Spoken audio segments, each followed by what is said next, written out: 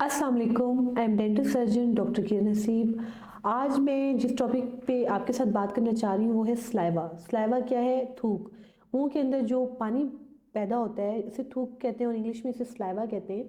तो मैं बताऊंगी कि स्लाइवा के क्या क्या फ़ायदे हैं और अगर स्लाइवा कम हो जाए तो क्या क्या नुकसान आते हैं। सबसे पहले तो जो छोटे बच्चे हैं जिनकी थूक बहुत ज़्यादा आती है तो उनकी कैविटीज़ कम होती हैं। तो ये जो स्लाइवा है ये एक नेचुरली एक पानी है मुंह में, ये जो भी चीज़ होती है उसको वॉश आउट कर देता है।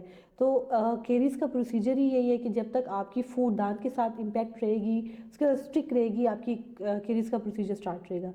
जो बच्चे, ये हमारी मेरी जब क्लिनिक में बहुत सारे पेशेंट आते हैं तो मैंने उसमें अपनी रिसर्च में ये देखा है कि जो बच्चे जिनका स्लाइवा कम था उनमें जो है केरीज ज़्यादा थी एज़ कम्पेयर टू जो बच्चे जिनके मुंह में स्लाइवा ज़्यादा था। तो ये जो बच्चे होते हैं जिनमें स्लाइवा कम होते हैं उनमें कैविटीज़ ज़्यादा होती हैं, और जिनमें ये स्लाइवा ज़्यादा होता है उनमें कैविटीज़ एज़ कम्पेयर टू दूसरे बच्चे कम होते हैं। बाकी और बहुत सारे फैक्टर हैं लाइक ब्रशिंग, हर खाने के बाद आप कुली करना और खाने को स्टिक ना रहने देना दांतों के साथ, ये एक अलग फैक्टर्स हैं।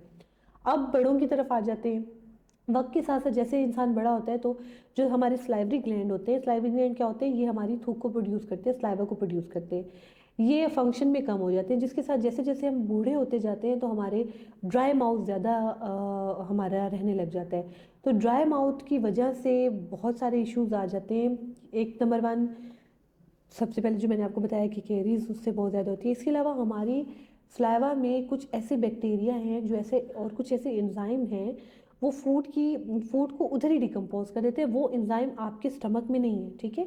फूड का मेजर जो कंपोनेंट है वो उधर ही डिकम्पोज हो जाता है और जब आप उसको swallow करते हैं तो बाकी काम स्टमक में होता है। तो जब ये स्लाइवा नहीं होगा, वो एंजाइम नहीं होगा, तो फूड का वो पार्ट आपका डिकम्पोज नहीं हो, मतलब ब्रेक डाउन नहीं होगा, और उसमें मिलने वाली जो एनर्जी के पार्टिकल्स होंगे वो आप लोगों को नहीं मिलेंगे।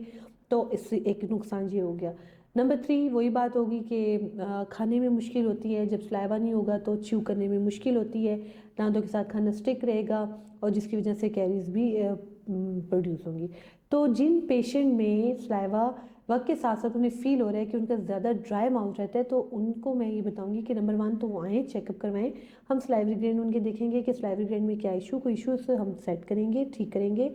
और अगर तो कोई ऐसा इशू है कि जिसको ठीक नहीं किया जा सकता तो आर्टिफिशियल स्लाइवा भी मिलते हैं, ऐसी मेडिसिन भी मिलती हैं जो स्लाइवा ग्लैंड्स को एक्टिवेट करती हैं कि वो स्लाइवा प्रोड्यूस करें। तो ये इंपॉर्टेंट कुछ चीज़ें हैं, ये बहुत छोटी छोटी चीज़ें हैं जो पेशेंट नहीं समझ रहा होता और उसको इम्पोर्टेंट नहीं लग रहा होता, लेकिन ये छोटी छोटी चीज़ें जो हमारे मुंह में अल्लाह पाक ने रखी है इसके बड़े काम है। ज़ुबान हो गई, ज़ुबान एक नेचुरल टूथ ब्रश है। जब भी आप कुछ खाएं सारे दांतों पे इसको अगर आप प्रेस करें या घुमाएं सारे दांतों पे तो आपको पता चलेगा कि कितना हार्ड स्ट्रक्चर है और इसके ऊपर इतना प्यारा पैटर्न है कि वो अपने दांतों को सबको क्लीन कर देता है। इसी तरह जो थूक है वो फिर वॉश आउट इसको कर देती है। तो हर चीज़ का अपना एक फ़ायदा होता है। तो बस मैंने ये आपको थोड़ा सा जनरल नॉलेज देना था स्लाइवा के बारे में। Thank you so much. अल्लाह हाफिज़।